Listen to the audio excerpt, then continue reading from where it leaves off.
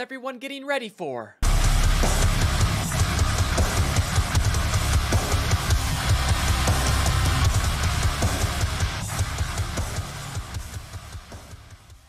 So what is Project Diablo 2?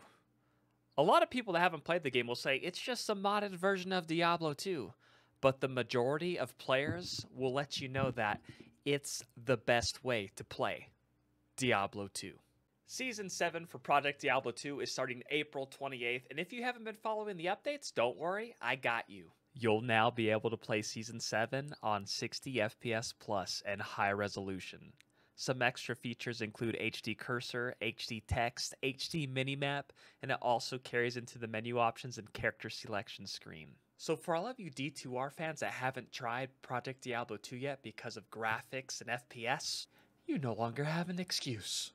For all the Giga Chads out there, you can now permanently enable DPS meters and it will automatically reset if you stay out of combat for a certain period of time.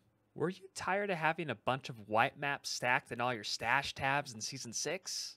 Well, fear no more, because you can now stack white maps. We now have an in-game IES frames calculator that will change based on the item that you have equipped. This also goes for your mercenaries. Speaking of mercenaries, we have Act 4 mercenaries now, boys. In Act 4, you can now hire a light or dark mercenary. The light merc has Sanctuary Aura and casts Holy Bolt plus Nova, which will also heal you if they cast through you. The dark version casts Teeth, Bone Spear, Bone Armor, and Amplify damage.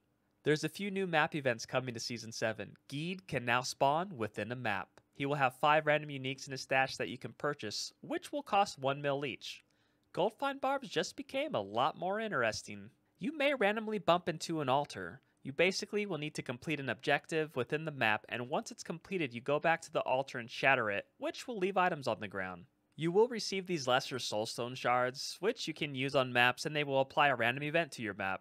Season 7 will have unique maps, so you can find this as a drop, and you can also corrupt maps into unique maps. This unique map mod has boss drop skill charms. We have some new stats on a few pieces of gear. Templar's Might now comes with curse resistance plus 20%, which will lower the effect of all curses. Rare items will be getting an affix overhaul, so bad rolls will no longer be rolling on GG items, such as plus 1 strength.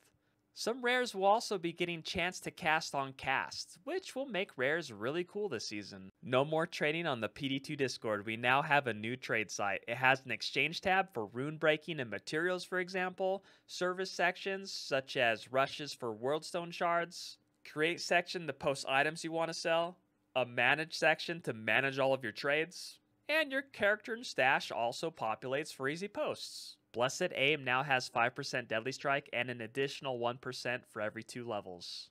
Charge now gains up to 60% melee splash radius based on the distance you've traveled during that charge. In order to get the full bonus, you'll need to do a near to full screen charge. This also fixes charge bug as a side effect. Here's a quick example of the range in the cow farm.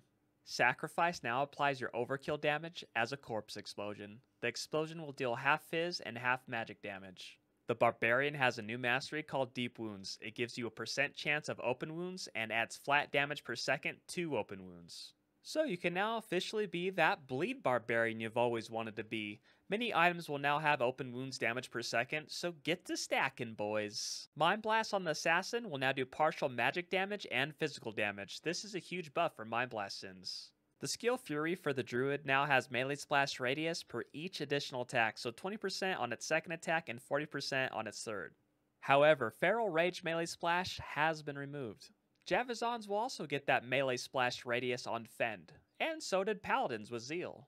You can now scale your Vision of Terrors to attempt Dclone and Rathma fights. The very base level is a lot easier than its current state, but you won't be able to find a Dclone or Rathma item when you're doing the easy fights. If you do complete the easy fight, you will be able to get your Anti-Small Charm and Tainted Worldstone Shard. But if you increase the difficulty of the fight, you will need to cube your vision with at least a Vex Rune, and the hardest difficulty will require a Zod. I do believe the higher you go on the difficulty, the percentage of finding one of those GG super rare uniques increases. Alright guys, I'm FrankieFresh, and you just watched the Fresh Day of the Week. Don't forget to hit the like button and follow me on my Twitch, because if you do, I might just make you sit on Dabrunski's feet while he does his next set of sit-ups.